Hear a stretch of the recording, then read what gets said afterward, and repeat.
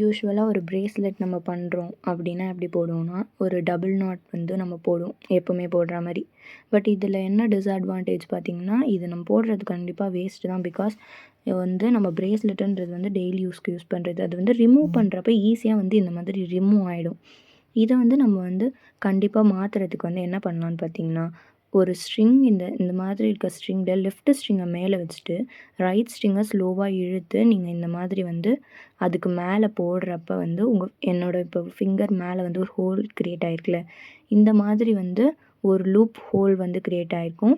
இதில் வந்து நீங்கள் உள்ளே வந்து அந்த இன்னொரு எட்ஜ், அதாவது ரைட் சைடோட எட்ஜை வந்து நீங்கள் வந்து போட்டிங்கன்னா, இது நமக்கு வந்து ஸ்ட்ராங்கான ஹோல் நாட் வந்து நம்ம போட்ட மாதிரி இருக்கும்.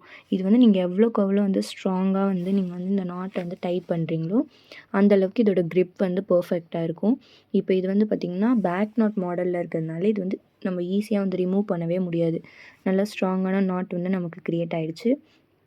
ஸோ வந்து நீங்கள் வந்து எவ்வளோ முடியுமோ அவ்வளோ ஸ்ட்ராங்காக நாட் வந்து நம்ம டைப் பண்ணிக்கிறோம். இது வந்து நான் வந்து இப்போ வந்து கையில் போட்டு பார்க்குறோம். இது வந்து ரொம்பவே பர்ஃபெக்டாக வந்து வந்திருக்கு. ஈஸியாகவும் ரிமூவ் பண்ண முடியாது. டெய்லி ஆக்சஸ்க்கு ரொம்ப ஈஸியாக இருக்குது. அவ்வளோதான், நம்மளோட பிரேஸ்லெட் வந்து கம்ப்ளீட்டாக ரெடி ஆகிடுச்சு. தேங்க்ஸ் ஃபார் வாட்சிங்.